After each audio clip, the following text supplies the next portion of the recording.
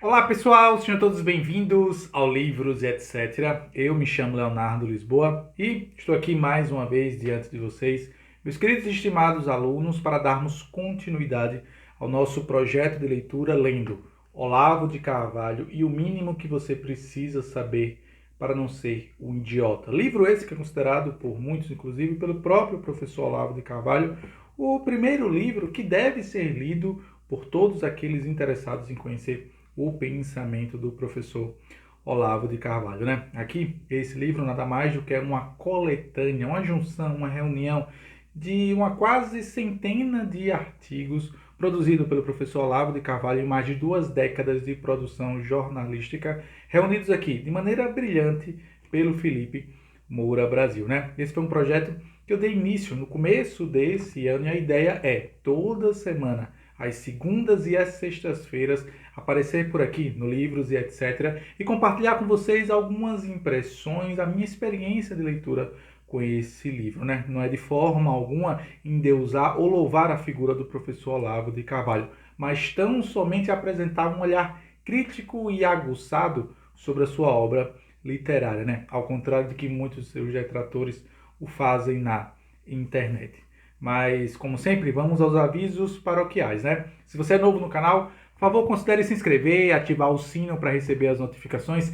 Temos vídeos aqui constantemente, sejam meus ou da minha esposa. E se porventura você gostar de algum conteúdo que você encontrar aqui no Livros e etc., por favor, divulgue com outras pessoas para que mais pessoas conheçam o Livros e etc. e o trabalho intelectual desenvolvido tanto por mim quanto pela minha esposa aqui nesse humilde espaço literário. Findados avisos paroquiais, como eu sempre gosto de lembrar, na descrição desse vídeo, além de encontrar, claro, o link para adquirir a sua cópia física do livro, o mínimo que você precisa saber para não ser idiota, você também tem acesso a uma playlist com todos os vídeos das aulas anteriores.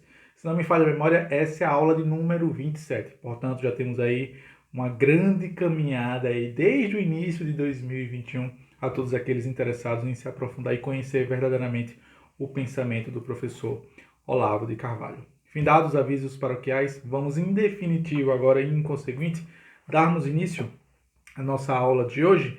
Ainda estamos num subcapítulo, ou melhor dizendo, num capítulo denominado Inteligência, mas pode chamar de máfia, né? Na aula passada, a aula de número 25, se não me falha a memória, eu abordei com vocês o subcapítulo de número 7, onde eu falei sobre a vigarice, né? O marxismo e a vigarice. E agora, eu irei conversar com vocês sobre outros 3 capítulos que têm como base o título de prenome Decadência, onde o professor Olavo de Carvalho vai discorrer o seu pensamento acerca do jornalismo, da profissão jornalista. E ao meu ver, antes de mais nada, é necessário pontuar aqui que eu encontro uma certa consonância, uma certa relação desse subcapítulo de número 8 com o capítulo anterior. Já que lembremos a todos vocês que me assistem, lembro a todos vocês que me assistem, nós estávamos a falar na aula anterior a respeito de marxismo e vigarice.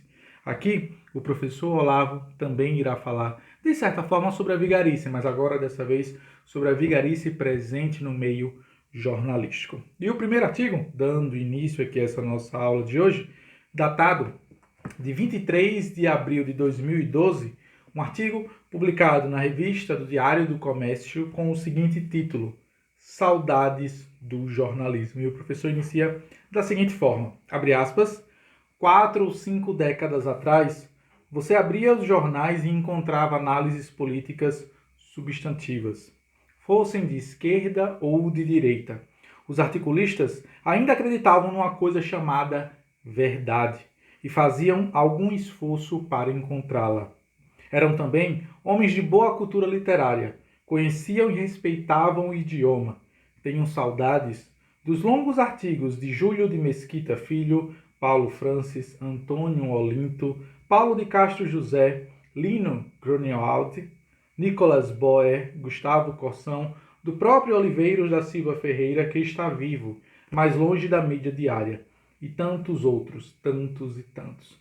Então notem vocês que nesse primeiro parágrafo o professor Olavo de Carvalho utiliza-se de um expediente de um certo saudosismo ao relembrar nomes do jornalismo brasileiro que, bem ou mal, muitos desses, infelizmente, não estão mais entre nós. Afinal de contas, lembremos, esse artigo aqui foi escrito em 2012, mas o que o professor nos alerta nesse artigo é justamente aquilo que hoje nós presenciamos em grandíssima medida na mídia, especialmente a grande mídia, onde bons jornalistas e jornalistas que têm um posicionamento político avesso daquele que impera na sociedade brasileira, que é claro, dando nome aos bois, tem uma carga muito intelectual próxima ao marxismo, jogou, afastou, cerceou da praça pública, dos espaços jornalísticos, jornalistas que, em primeiro lugar, conhecem e possuem um certo aprimoramento no vocábulo da língua portuguesa, no conhecimento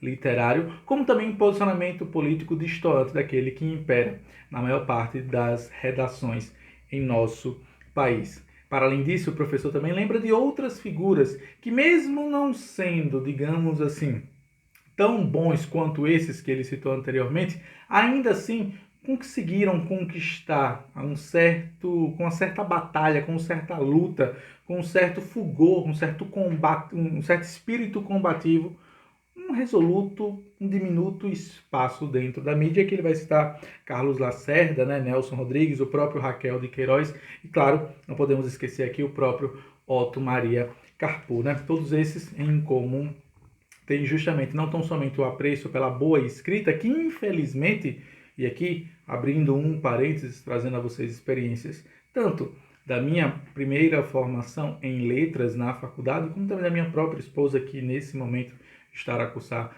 a Faculdade de Letras Português na Universidade Federal de Sergipe, e nós temos um certo hábito de conversarmos a respeito do curso, tanto do que ela está fazendo agora, quanto daquele que eu já fiz há quase uma década atrás, e nós chegamos sempre a esse mesmo consenso de como a língua portuguesa ela está sendo abandonada, né? O bom estudo, o conhecimento do vernáculo, da língua materna portuguesa está sendo renegado aos professores, aos futuros professores e, em consequência, aos próprios alunos brasileiros. Pois um professor ele só consegue transmitir aos seus alunos aquilo que ele tem dentro de si próprio. Então, como você tem já professores sendo formados hoje na academia, que desprezam o conhecimento gramatical, que não dão valor, que não dão importância, que não dão razão a escrever corretamente, a falar corretamente, pois agora o marxismo adentrou pela janela também da academia, da faculdade de letras, e agora inventa-se um talão. O importante é ser entendido, o importante é falar, é escrever, para que todo mundo entenda, e não mais na norma culta da língua portuguesa. E que isso, claro, é óbvio, acaba também trazendo reflexos no próprio campo jornalístico. Afinal de contas, as palavras, as letras, o vernáculo da língua portuguesa é um instrumento de trabalho dos próprios jornalistas. Logo, se você tem professores de português que, por sua vez, formam alunos que serão professores no futuro, que não possuem um domínio específico da língua portuguesa e que não salvaguardam essa que é certamente um dos maiores, se não o maior pilar, basilarmente falando, da própria cultura brasileira, quem dirá se os jornalistas conseguirão escrever, né? Porque o professor já alertou sobre isso aqui em 2012, quando ele dizia o seguinte, né? Nas faculdades, que faculdades? As faculdades de jornalismo a que ele fazendo referência. Estuda-se, por incrível que pareça, a decadência do jornalismo brasileiro, mas lança-se a culpa em tudo, menos nos jornalistas.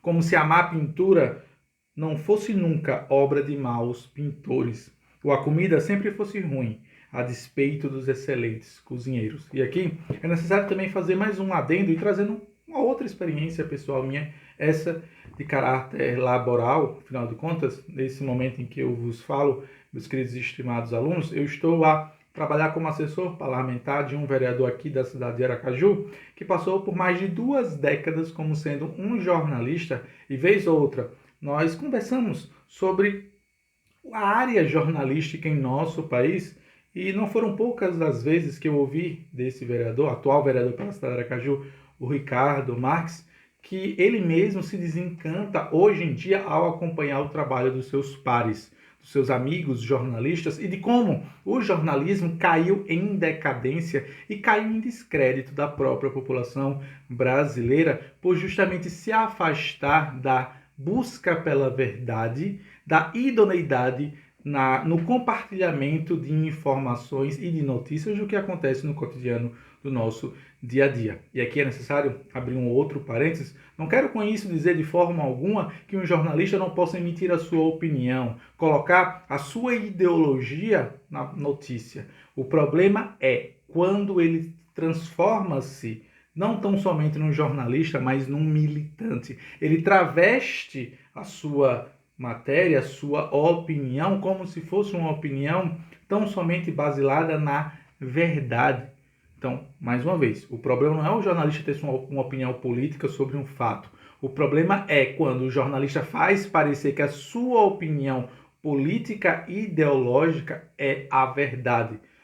Ao meu ver, e na de muitos outros jornalistas, especificamente falando dos jornalistas mais antigos, a função primeira, a função primordial e a primazia de todo e qualquer jornalista sério e relevante é apresentar a notícia e deixar que o telespectador, o ouvinte, o assinante ou aquela pessoa que estiver recebendo aquela notícia faça o seu próprio julgamento acerca dos fatos ali narrados. E que se o jornalista for colocar a sua opinião, que ele avise de antemão. Para quê? Para que nós, cidadãos, que porventura temos o hábito de consumir esses materiais, essa mídia jornalística, saibamos de antemão, antes de mais nada, qual é o posicionamento ideológico desse jornalista, para não sermos, digamos assim, atraídos para aquilo que muitos jornalistas acreditam ser a sua verdade e que querem incutir na mente das pessoas essa verdade absoluta, né?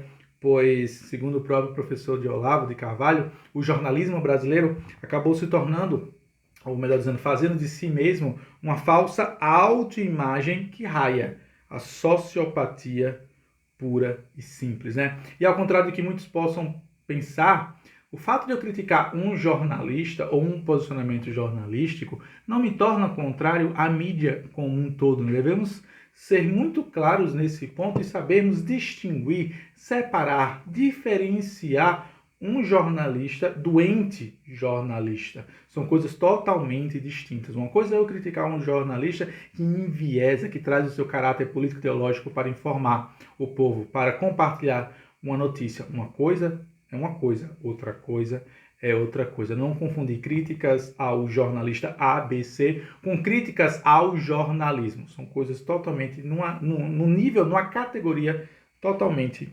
distinta, né? E, bom, nós sabemos, estudando um pouco mais sobre, claro, a história do próprio Brasil, especificamente falando do período da ditadura, do golpe militar em 1964, que o jornalismo ele foi invadido, ele foi surrupiado, ele foi tomado de assalto pela filosofia muito mais conectada ao marxismo, que se fez ocupar e que se fez presente nas faculdades de jornalismo em todo o Brasil, né? Isso aqui, mais uma vez, não é tão pouco uma opinião do professor Olavo de Carvalho, e muito menos desse que humildemente vos fala nesse vídeo, meus queridos e estimados alunos, mas sim um fato verificável e consumado. Inclusive, tem um vídeo muito bom que eu vou fazer questão de deixar aqui na descrição desse vídeo, do jornalista Alexandre Garcia, comentando justamente sobre isso, sobre esse ponto em específico, uma determinada palestra ele proferia quando um dos alunos ou um dos presentes perguntou a ele a respeito qual era a função do jornalista. Eu vou fazer questão de deixar aqui na descrição desse vídeo.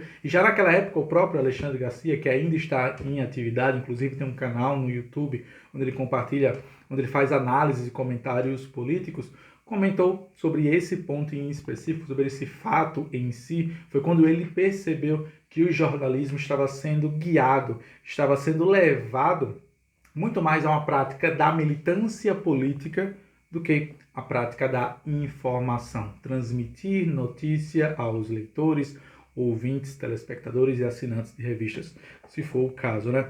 É claro que, se no primeiro momento era justificável que o jornalismo fosse uma profissão da resistência, falando aqui no período da ditadura, do governo militar, passado a ditadura, findado o governo militar, ainda até hoje, continua-se com esse mesmo expediente, onde o jornalista acha que é um militante, que ele vai mudar o mundo através da sua prática profissional, através da sua prática laboral, né? É claro que esse expediente de transformar o ambiente brasileiro ainda nesse embate, nesse combate, né, entre direita e esquerda, os militares e o povo e tudo mais, é muito cômodo, pois o próprio professor Olavo de Carvalho, fazendo referência a isso, vai dizer o seguinte, abre aspas, hoje ela domina o país inteiro, ela quem? A mídia, né? E o que era precaução tática compreensível se tornou instrumento de perpetuação de poderes e prestígios imerecidos. Ou seja, se na época da ditadura militar o jornalismo era uma profissão de revolucionários e revoltosos contra o sistema, hoje os jornalistas eles perpetuam justamente o que? O poder. E acabam por serem complacentes com a dominação de certos grupos políticos e ideológicos e a sua permanência no poder, né? E aí o professor conclui e finda aqui esse primeiro artigo da seguinte maneira, abre aspas, para camuflar esse estado de coisas, é preciso eternizar o luto, alimentar e realimentar, com um jorro constante de lágrimas forçadas e caretas de pavor fingidas, padecimentos e temores velhos de mais de um quarto de século. Essa é a mentira estrutural que está na raiz de todas as degradações do jornalismo brasileiro. É a proibição total da sinceridade, a destruição da linguagem vem daí. Ninguém pode escrever direito quando vive de esconder de si mesmo. E o que me chama mais a atenção, meus queridos e estimados alunos, findando em definitivo esse primeiro artigo da nossa aula de hoje, é mais uma vez a atemporalidade desse artigo do professor Olavo de Carvalho, escrito no ano de 2012, mas que na minha humilde opinião se faz tão presente, tão atual nos dias de hoje, onde o jornalismo acabou por se tornar, em grandíssima medida, claro, salvo as devidas proporções e as exceções que existem, afinal de contas, toda regra há exceções e como o jornalismo não é brasileiro, mas em grandíssima medida o jornalismo que impera em específico na grande mídia acabou se tornando justamente uma máquina de moer carne e de romper e acabar por permear e incutir na mente das pessoas uma ideologia política muito clara. Basta vocês acompanharem as manchetes dos grandíssimos jornais, dos grandíssimos portais de notícia,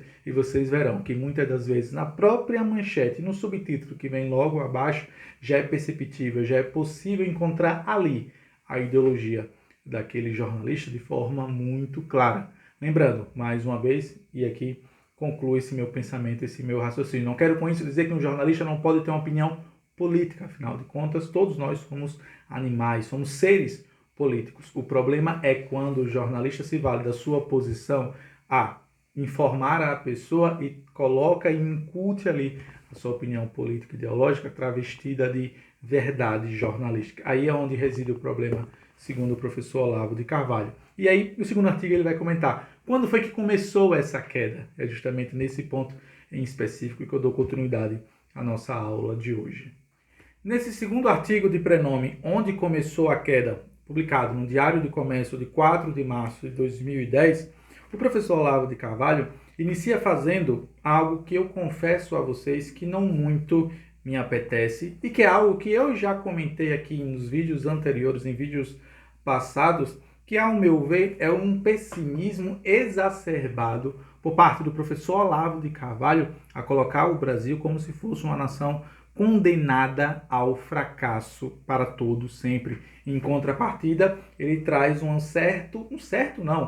louvor exacerbado da cultura estadunidense ou dos Estados Unidos da América, né? Ao meu ver, o próprio professor Olavo de Carvalho se vale desse expediente aqui, é uma crítica aguerrida, feroz e voraz ao próprio professor Olavo de Carvalho, porque ele mesmo se apresenta como sendo o possível salvador, especificamente falando da vida intelectual brasileira. Então, é natural que ele se valha desse expediente de colocar o Brasil cada vez mais no fundo do poço, trazendo justamente reflexões para que as pessoas o enxerguem, para que as pessoas o vejam como sendo o possível messias intelectual ou o possível criador de uma verdadeira intelectualidade em nosso país. Ele faz aqui uma comparação entre o Brasil e os Estados Unidos da América, quando ele diz que essas duas nações elas têm uma diferença muito acentuada nas pessoas que constituíram, nas pessoas que ajudaram a desenvolver o país. Segundo o professor Olavo de Carvalho, enquanto que os Estados Unidos ele foi fundado, ou ele foi pensado, em sua grande maioria, por clérigos, e não necessariamente clérigos aqui, tenham em mente, não tão somente sacerdotes religiosos, mas sim indivíduos que tinham uma vida religiosa muito forte, que tinham uma vida religiosa muito ativa. Claro, com exceção dos dois aqui que ele faz questão de citar, do Jefferson e do Franklin, né? E aí ele comenta que o Brasil, em contraste, foi criação de senhores de terra, vorazes, incultos, impúdicos e brutais, que na religião não viam senão uma incomodidade incontornável, e na cultura superior um adorno importado a recobrir mal e mal a mesquinharia, a feiura de seus costumes. Bom, aqui são sempre as palavras um tanto quanto aguerridas, por assim dizer, do professor Olavo de Carvalho, para se referir à nação e à constituição da nação brasileira, que ao meu ver é justificada, tal como eu falei alguns minutos atrás, por conta desse imaginário coletivo que o próprio professor Olavo de Carvalho permeia nas suas ideias, nos seus escritos, nos seus livros e nas suas aulas, de quanto pior estiver o Brasil, melhor para o próprio professor Olavo de Carvalho. Eu não concordo de forma alguma com essa passagem em específico, por entender que, apesar dos pesares e dos inúmeros defeitos da nação brasileira, nós temos alguns valores, alguma moralidade em nosso país que permeia os cidadãos da nossa nação, que são superiores em demasia se comparado aos Estados Unidos da América. Por exemplo, vamos aqui comentar sobre a questão do aborto. Em nosso país, se inúmeras pesquisas já foram feitas nesse sentido, é comprovado que quase a totalidade da população brasileira é contrária ao aborto, por exemplo, enquanto que nos Estados Unidos, dos 50 estados americanos, a maior parte deles entendem como se o aborto ou a prática do assassinato no ventre da mãe considera-se como sendo uma pauta progressista, uma pauta que leva a sociedade ao desenvolvimento. Então, ao meu ver, há de se olhar esse tipo de argumento proferido, ou melhor dizendo, escrito pelo professor Olavo de Carvalho aqui nesse seu segundo artigo, com um olhar um tanto quanto atencioso, de forma a não denegrir a imagem da nação brasileira. Não quero com isso dizer que não existem erros. Erros existem tanto na fundação do Brasil, como também na própria fundação dos Estados Unidos da América, né? Mas voltando em específico para o artigo de número 2, o professor Olavo de Carvalho vai falar que essa constituída nação brasileira, né, só poderia ter como resultado dois tipos de intelectuais, né? Os áulicos, protegidos da classe dominante e satisfeitos de si, ocupando com gratidão que raiava o puxa-saquismo, os escassos lugares abertos em raras instituições de alta cultura, e em torno deles uma multidão de fracassados e marginalizados, vivendo de empregos infames e bradando contra a injustiça do mundo. Ou seja, para o professor Olavo de Carvalho, esse cenário de corrupção endêmica e sistemática que observa-se, segundo o professor Olavo de Carvalho, desde a fundação da terra de Santa Cruz, desde a fundação do Brasil, só poderia gerar dois tipos de pessoas, né? Ou uma pequena elite intelectual que se faz valer justamente do seu poder de influência para se perpetuar no poder sempre. Por que não utilizasse dessa palavra um tanto quanto vulgar, bajulando a aristocracia, a nobreza para se perpetuar no poder com uma certa intelectualidade, e um outro produto, né, no caso aqui pessoal, né, no caso assim, fazendo referência, claro, a uma outra possibilidade de experiência pessoal que poderia ser cultivada em nosso país por conta da própria história da fundação da nação brasileira, seria justamente esses homens sem talento que vivem a bradar contra a injustiça do mundo, né? E é óbvio, isso é um terreno mais do que fértil para o quê? Para o próprio ideal da revolução. E aqui o professor Olavo de Carvalho acerta nesse ponto em específico ao dizer que não se encontrou em quase nenhum outro país do mundo um terreno tão fértil para que as ideias de cunho marxista, as ideias de cunho de esquerda, frutiferassem de maneira tão vívida em uma nação quanto a um Brasil. Afinal de contas, segundo o professor, apenas esses dois grupos. E o primeiro grupo, falando dos intelectuais, é óbvio que muitos deles vão acabar vendendo o seu quinhão intelectual, o seu saber, o seu intelecto para perpetuar-se no poder e continuar se valendo das benesses de fazer parte de uma certa elite intelectual. Enquanto que o grupo 2, sentindo-se tão injustiçado, ele vai ser certamente a bucha de canhão preferível de todos aqueles revolucionários, né? É sobre isso, inclusive, que o professor Olavo de Carvalho fala quando ele comenta que, abre aspas, pouco a pouco, esses homens foram se convencendo de que a dignidade da sua existência não devia se fundar na qualidade insigne de sua criação intelectual, mas na sua colaboração ou adesão a movimentos políticos empenhados, ao menos de boca para fora, em corrigir os males do mundo, né? Quem nunca conheceu aqui um intelectual que abriu mão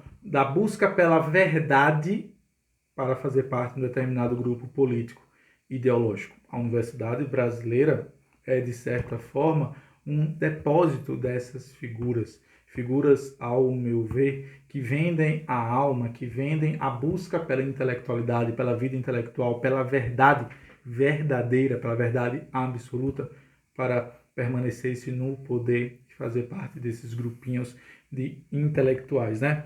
Pois, segundo o professor Olavo de Carvalho, ele continua inconsequente. Que pode haver de mais sedutor do que vingar-se de um sentimento pessoal de exclusão sob a desculpa de lutar em favor dos pobres e oprimidos? Quem aqui haveria de ser contra? Quem aqui haveria de ser contra o reclamar, o ranger, o choro, o ranger de dentes, o choro numa classe menos favorecida dos pobres e dos oprimidos? Isso certamente irá e veio a atrair muitos intelectuais em nosso país, né? E gradativamente, segundo o professor Olavo de Carvalho, os escritores e professores ditos de esquerda foram abdicando de seus deveres intelectuais e passando a buscar uma legitimação existencial, na mera aprovação solidária de seus companheiros de militância. Da mesma forma que acontece no jornalismo, como eu bem falei alguns minutos atrás, né?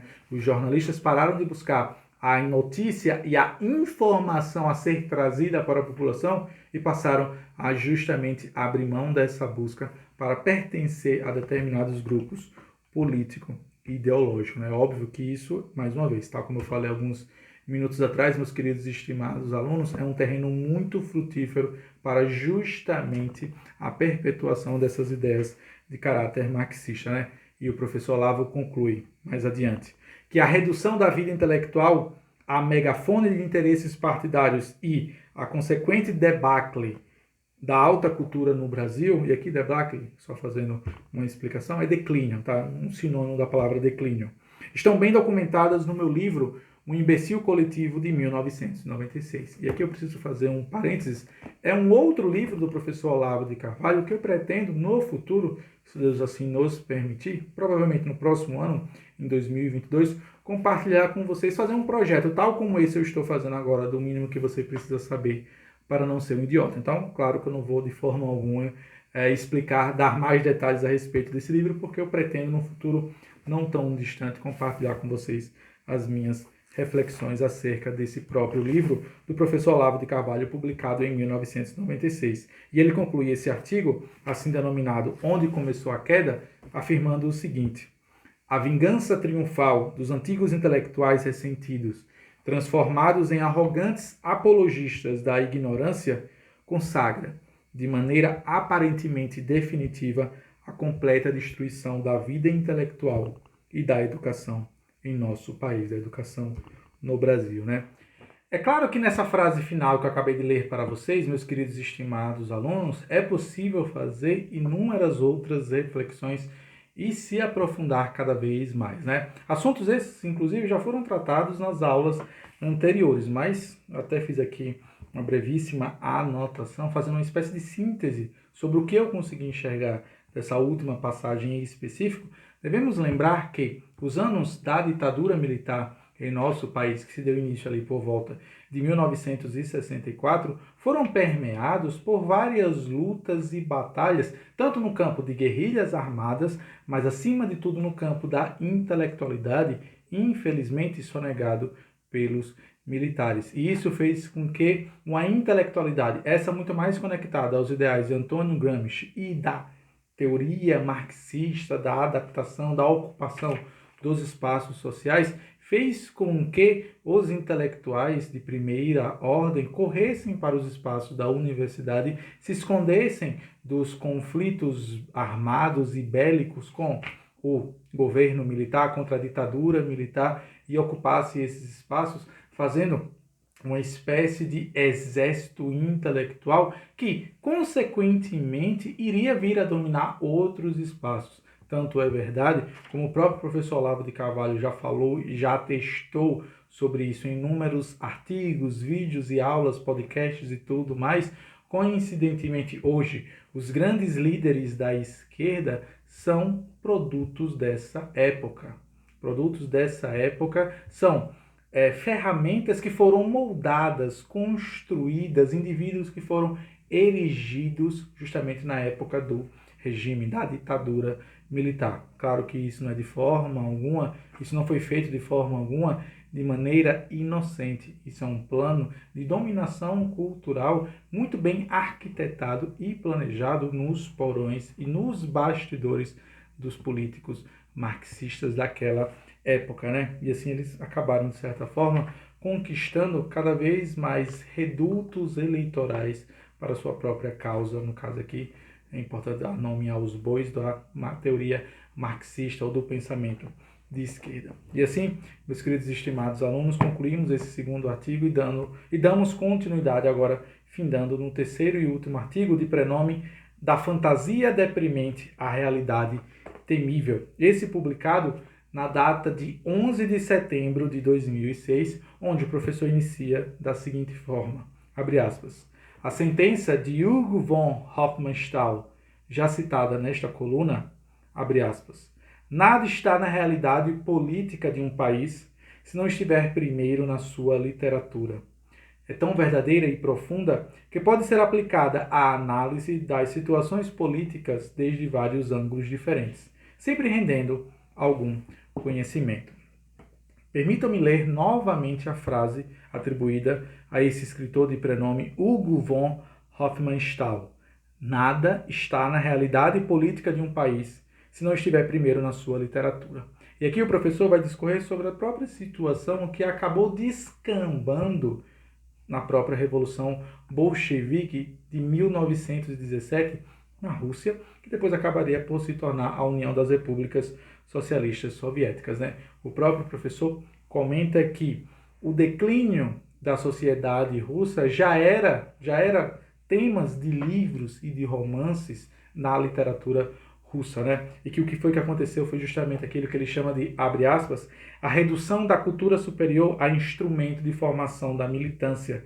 Neutralizou os efeitos benéficos das reformas universitárias empreendidas pelo governo e transformou grande parte da juventude letrada russa naquela multidão de tagarelas alucinados que povoam os romances de Dostoiévski, especialmente Crime e Castigo e Os Demônios. Ou seja, o fim, ou melhor dizendo, o resultado da Revolução Bolchevique já estava sendo cultivado na literatura russa, que era lida, colocada à discussão e, consequentemente, em prática, no alvorecer, no estourar da Revolução de 1917 pela classe proletariada russa. Ou seja, a reflexão que o professor Olavo de Carvalho faz aqui, trazendo menção mais uma vez a frase do autor Hugo von Hofmannsthal, que é possível prever com uma certa assertividade, com uma certa arguição, por que não falar dessa forma, esses possíveis momentos de ruptura institucional que passa determinado país, né? E aí o professor continua, né? Quem, abre aspas, na época quisesse prever, essa é a palavra que ele usa, o futuro da economia russa sob os comunistas, poderia fazê-lo facilmente por meio da simples avaliação da literatura que produziam. E o professor vai comentar mais adiante que esse expediente se repete em todas as outras nações que há de se estudar. A partir desse ponto, partindo desse ângulo, há de se observar que toda e qualquer ruptura institucional, ela primeiro encontra um arcabouço, ela primeiro encontra uma salvaguarda ou um guarda-chuva ou um ambiente de retaguarda na própria literatura e na vida intelectual, por que não falar dessa forma, né? É óbvio que outras tantas reflexões poderiam ser feitas e compartilhadas partindo desse ponto, dessa ótica ainda mais em específico sobre a Revolução do Bolchevique de 1917, que aconteceu na Rússia e que acabou descambando em uma ditadura muito pior do que a que havia antes com os Romanovs, com os czares russos. Não quero com isso dizer de forma alguma e justificar a forma agressiva, aguerrida e belicosa com a qual os Romanovs em específico, né, eles comandavam e controlavam a região da Rússia. Mas qual era o grande argumento dos bolcheviques e dos proletários, dos revolucionários russos? Era que eles iriam derrubar a monarquia russa e instaurar um regime de paz e de comunhão entre a classe proletária. Pois bem, observando-se tudo o que aconteceu pós-revolução dos bolcheviques em 1917, de forma alguma, sequer isso chegou a se aproximar da factualidade. O que se sucedeu após a queda da ditadura dos Romanovs, dos czares russos, foi justamente instalado e iniciado um reinado de caos, sangue e destruição e perseguição sistemática dos opositores. Não que os czares russos também não se valiam desse tipo de expediente, mas os bolcheviques e os marxistas logo em seguida aperfeiçoaram e criaram métodos de dominação não tão somente física, mas também psicológica, intelectual, moral e filosófica.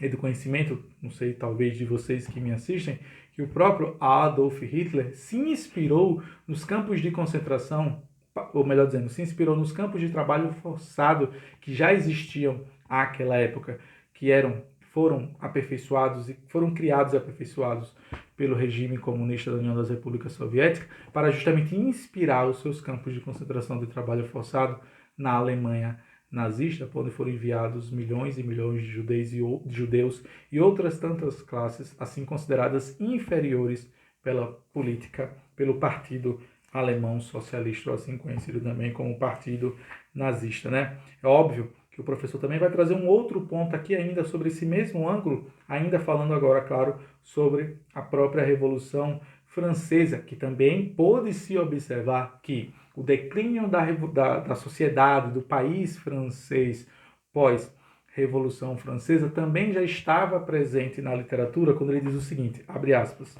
o utopismo abstrato da Revolução Francesa, que no choque de realidade acabou levando a resultados tão paradoxais quanto o terror à ditadura napoleônica e à restauração monárquica, foi antecedido de pelo menos meio século de linguagem abstratista, forçada, artificial e artificiosa, que sufocava a experiência direta sobre toneladas de construções idealísticas sem pé nem cabeça.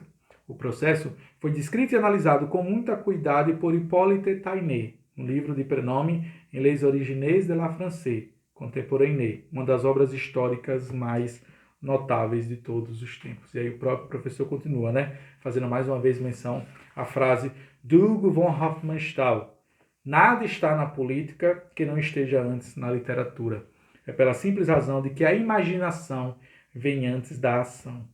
E aqui existem inúmeros influencers no Instagram, mas eu gosto muito desse tema, desse assunto em específico. Inclusive, quem sabe no futuro, posso até compartilhar com vocês um pouco sobre isso, sobre essa questão da formação do imaginário, que é algo que, infelizmente, nós brasileiros carecemos e muito. Nós, infelizmente, o próprio golpe republicano, né, de 1889, acabou por jogar na lata do lixo os pais fundadores da nação brasileira, e muitos são aqueles que desconhecem a grandiosidade de homens, dos pais fundadores, vou utilizar aqui o mesmo termo, da fundação dos Estados Unidos da América, do nosso país. Não com isso que não quero dizer de forma alguma que esses homens não foram indivíduos pecaminosos, que têm as suas mazelas, que tiveram as suas falhas de caráter. Mas uma nação que não há de reconhecer os seus heróis e, acima de tudo, valorizar aqueles que deram o sangue, o suor do seu trabalho para fundar a nação brasileira, que apesar dos pesares tem sobrevivido durante esses mais de 500 anos, é infelizmente uma nação que caminha rumo justamente ao descalabro, uma nação que justamente caminha rumo ladeira abaixo, né? E ao meu ver, essa formação do imaginário, como bem pontua aqui o professor Olavo de Carvalho, ela não tão somente deve ser resgatada, como ela, se necessária for, como ao meu ver me parece ser o expediente nesse momento, ela deve ser cultivada novamente e novamente para que as gerações futuras, pelo menos, se atentem ao quão importante é conhecer e formar um imaginário bem constituído, tendo como bases sólidas uma moralidade edificante, para que aí sim, em um futuro, não atualmente, num futuro, quiçá 50, 100, 200 anos à frente, possamos ter uma nação brasileira muito mais pujante, muito mais moralizante do que nós temos hoje em nosso país, infelizmente, né?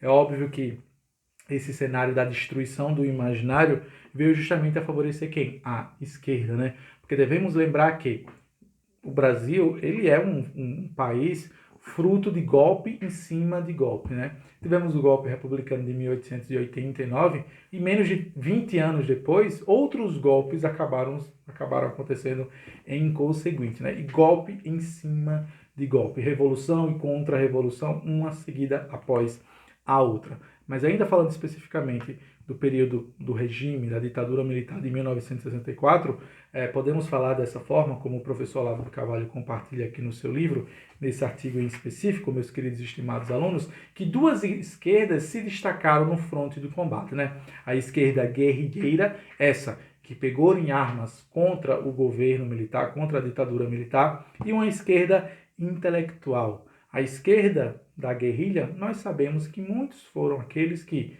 perderam a vida e outros tantos foram deportados, foram expulsos do nosso país e acabaram retornando depois que foi concedida a eles a anistia. Mas o pior de tudo é justamente essa esquerda intelectual que ocupou-se da vida acadêmica em nosso país para fazer valer justamente as suas ideias marxistas, né? E fazendo com que afastasse do debate público, da praça pública, do campo das ideias, justamente todos aqueles que porventura pensam diferente, ou que são liberais, conservadores, cristãos ou coisa que o valha, né? E aí o professor traz aqui uma lição interessantíssima, né? A própria disciplina de educação moral e cívica, que foi constituída ainda na época do regime militar, da ditadura militar, ela mesma caiu por terra durante o próprio regime militar. Ou seja, se o regime militar, como faz parecer, ou como compartilha desse imaginário popular, segundo a ótica de alguns marxistas, que era uma educação voltada justamente para a dominação da intelectualidade, voltada para a educação moral e cívica, não é de se estranhar que a própria educação moral e cívica tenha deixado de se valer como expediente educacional em nosso país durante o próprio regime, durante a própria ditadura militar. É algo, no mínimo, a se questionar, segundo o professor Olavo de Carvalho. Para além disso, o professor continua, abre aspas, aos poucos, todos os autores não aprovados pelo Partido Comunista, que a essa época estava ocupando já não tão somente a academia, como também as redações de jornais em todo o país, fizeram com que os autores não aprovados pelo Partido Comunista desaparecessem das livrarias, das bibliotecas, escolas, dos programas universitários, e isto ainda na vigência de um regime cuja fama de anticomunista intolerante era apregoada aos quatro ventos pelos próprios comunistas, que se beneficiavam de sua sonsa tolerância e omissão ideológica. Vale também pontuar aqui um certo pensamento arredio que o professor Olavo de Carvalho tem para com os militares, e que, ao meu ver, mais do que justificável, né? Muitas pessoas enxergam no exército militar brasileiro, nas Forças Armadas, como sendo o baluarte, a salvação de uma possível ditadura de esquerda. Ao meu ver, os militares tiveram sua parcela de culpa no cenário que hoje impera em nosso país, né? Afinal de contas, foi graças a não digamos assim, a não presença dos militares, a não preocupação deles no ambiente cultural, da alta cultura, por assim dizer, que justamente fez com que a esquerda cultivasse esses ideais no ambiente acadêmico e outros tantos, e acabassem por dar frutos maduros e frutos pujantes que até hoje impactam a vida pública, a vida política em nosso país. Lembremos Lula, Fernando Henrique Cardoso, a própria Dilma Rousseff e outros tantos políticos de esquerda, eles foram moldados e construídos e erigidos e educados durante a ditadura militar. Essa mesma ditadura militar que, segundo o professor Olavo de Carvalho, os esquerdistas amam dizer que eram intolerantes às ideias comunistas, sendo que eles mesmos acabaram por abrir espaço para esse tipo de expediente. Né? Eu considero essa reflexão do professor Olavo de Carvalho assim, inteligente por demais e concorda essencialmente e integralmente. E ele conclui com 5 pontos em específico sobre como o domínio da cultura por uma corrente política, qualquer que seja, já constitui um mal em si mesmo. E ele pontua 5 desses pontos que eu quero compartilhar com vocês, meus queridos e estimados alunos, para caminharmos para a conclusão dessa nossa aula de hoje. O primeiro é: aquele domínio implicava, desde logo, o rebaixamento proposital do nível de exigência em vista da ampliação semântica do termo intelectual. Ou seja, para a esquerda, toda e qualquer pessoa que tenha lido um livro, 2 livros sobre a teoria marxista já é considerado intelectual. Por quê? Porque eles precisam justamente aumentar as fileiras da intelectualidade. Tanto é verdade que, segundo o próprio professor Olavo de Carvalho, o Gil, um musicista, acabou por se tornar a referência máxima da cultura em nosso país, quando, no governo de Luiz Inácio Lula da Silva, foi a ele ofertado a pasta ministerial da cultura. Né? Ponto número 2, o próprio termo cultura perdeu toda a acepção qualitativa e pedagógica, reduzindo-se assim a seu uso antropológico como denominação neutra e geral das formas de expressão populares. Ou seja, nesse sentido, segundo o professor Olavo de Carvalho, o samba de roda do recôncavo baiano deve ser incluído, segundo aquele ministro, o Gilberto Gil, entre os grandes tesouros culturais da humanidade, junto com a filosofia de Aristóteles, a catedral de Chartres, a mecânica quântica, o que, ao meu ver, não faz sentido algum. É claro que o samba de roda do recôncavo baiano tem a sua importância naquela determinada região histórica, mas, ao meu ver, não há de se comparar de forma alguma com essas obras da alta cultura, que essas sim são baluartes da cultura, não tão somente em nosso país, mas no mundo como um todo. O ponto número 3, de maneira mais genérica, toda diferenciação do melhor e do pior, do mais alto e do mais baixo, acabou sendo condenada como discriminatória e até racista. Milhares de livros e teses universitárias foram produzidos para consagrar, como fundamento da cultura brasileira, a proibição de distinguir, que não obstante continuou sendo usada contra a direita. Ou seja, e é justamente esse terceiro ponto que é responsável, em certa medida, por essa visão que muitas das pessoas, especificamente falando dos intelectuais, acabaram por cultivar em nossa sociedade, de que não existe o certo, de que não existe o errado, de que o bandido é tão somente uma vítima da sociedade e que ignoram que, na verdade, nos rincões de nosso país impera a honestidade, impera o respeito à ordem e às leis da natureza, né? Ao contrário do que faz parecer muito desses sociólogos, antropólogos, filósofos, muito mais conectado à ideia marxista. O ponto número 4, o professor Olavo de Carvalho vai comentar que, para legitimar o estado de total confusão mental daí decorrente, introduziram-se os princípios do relativismo. Mais uma vez, o tal do relativismo moral, não existe o certo, não existe errado, né? E do desconstrucionismo, que a pretexto de promover um pensamento supralógico, destrói nos estudantes até mesmo a capacidade de raciocínio lógico elementar, substituída por uma verborreia presunçosa que lhes dá uma ilusão de superioridade justamente no momento em que mergulham no mais fundo da estupidez. Quantos não são aqueles que acreditam que tão somente por possuir, por exemplo, um diploma de nível superior, acreditam que por conta disso já estão no topo da cadeia. Não, eu ia falar alimentar, mas não é alimentar. No topo da cadeia social. Quando, na verdade, muitos dos que hoje possuem um diploma não possuem nenhuma envergadura intelectual e moral para ocupar muitos dos cargos que ocupam. Justamente sobre isso que o professor Olavo de Carvalho está falando, sobre esse fetichismo do nível superior, que acabou se tornando uma certa febre em nosso país e que foi cultivada justamente por quem?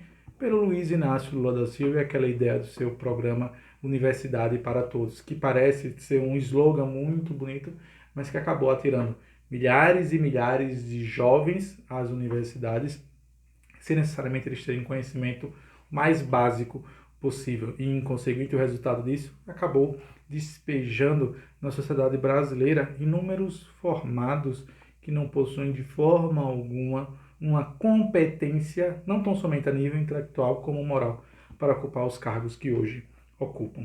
Por último e não menos importante, o ponto número 5, uma vez amortecida a capacidade de distinção, foi fácil disseminar por toda a sociedade os contravalores que deram forma ao Estatuto da Criança e a outros instrumentos legais que protegem os criminosos contra a sociedade, criando propositadamente o estado de violência, terror e anomia em que hoje vivemos, e do qual a própria esquerda se aproveita. Por quê? Porque ela cria a atmosfera, ela mesma cria esse ambiente para logo depois ela surgir como se fosse a solucionadora do problema que ela mesma criou, né? E o professor continua e conclui de maneira magistral. Uma corrente política capaz de rebaixar a esse ponto a inteligência e a capacidade de discernimento de um povo, não hesitará em destruir o país inteiro para conquistar mais poder e realizar os planos concebidos em encontros semi-secretos, com movimentos revolucionários e organizações criminosas do exterior. E aqui certamente a menção ao Foro de São Paulo. Palavra essa, instituição essa que eu já citei inúmeras vezes durante todo esse projeto de leitura do Olavo de Carvalho. E ele finda dizendo exatamente o seguinte: a esquerda brasileira, toda ela, é um bando de patifes ambiciosos, amorais, maquiavélicos, mentirosos e absolutamente incapazes de responder por seus atos ante o tribunal de uma consciência que não tem. Está na hora de o país retirar de uma vez o voto de confiança que deu a essa gente, no momento de fraqueza fabricado por ela própria. E foi, de certa forma, o que aconteceu. É óbvio que o professor Olavo de Carvalho escreveu isso em 2006, mas acredito ele não havia de imaginar que, felizmente ou infelizmente, a depender do seu ponto de vista, hoje nós temos um presidente muito mais conectado às ideias da direita, um liberalismo clássico, mesmo que ainda brando a um conservadorismo, mas que, de certa forma, chegou ao poder justamente o quê? Por conta do próprio cenário cultivado pela esquerda. É necessário recordar a todos vocês que me assistem que uma das grandes pautas que levou certamente Bolsonaro a hoje ocupar a cadeira da presidência foi justamente a violência. A violência essa, inclusive, cultivada pelos próprios partidos de esquerda ao justamente destruir e relativizar a moralidade, já que não existe certo ou errado, ou que os bandidos são meramente vítimas da sociedade. E assim, meus queridos e estimados alunos, concluo essa nossa aula de hoje, esperando que todos vocês tenham aprendido, que todos vocês levem algumas reflexões a respeito da nossa aula de hoje. Lembrando, críticas, dúvidas e sugestões são mais do que bem-vindas aqui no espaço dos comentários, onde você achar necessário, na medida do possível. Se eu não estiver em posse da resposta, me comprometerei a ir o mais fundo possível para trazer a vocês uma resposta, se for necessária, para compartilhar com todos vocês que me acompanham por aqui no Livros e etc. Tá? Pois bem, assim concluímos em definitivo. Espero que vocês tenham gostado da nossa aula. Nos vemos nos próximos vídeos, se Deus assim nos permitir. Já na próxima sexta-feira, hoje é segunda. Sexta-feira já teremos mais uma aula sobre esse projeto. Fiquem todos com Deus, que Deus os abençoe enormemente. Até a próxima. Tchau, tchau, pessoal.